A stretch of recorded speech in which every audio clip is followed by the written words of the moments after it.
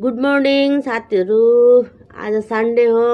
जसको आज Sunday of छ त्यसलाई एकदम आराम लाग्दैछ होला। लेकिन सन्डे भन्दा पनि ज्यादा आराम कहिले लाग्छ? Saturday night. किनकि भोलि त ड्युटी अफ छ, भोलि आराम छ, आफ्नो एकदम दिन छ। अब आरामले उठो, सुतेर पनि आरामले उठो, आस्ते धीरे लाहे लाहे काम गर, केही दिक्कत छैन। अब बिहानको यही म लाल चाय पिउँदैछु। अहिले कति बज्दैछ? 7 बज्दैछ। अरू आज जाडो पनि जाडो भएछ है। यो बाहिर पनि घाम लागेको छैन, पुरा दिन धुम्मिएको छ। त्यही कारण कपडा पनि अलिक सोचेर नै धुनुपर्छ।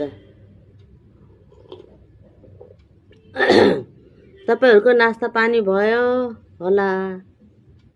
मेरो त भएको छैन, बल्ल अहिले स्टार्टिङ चायबाट सुरु हुँदैछ।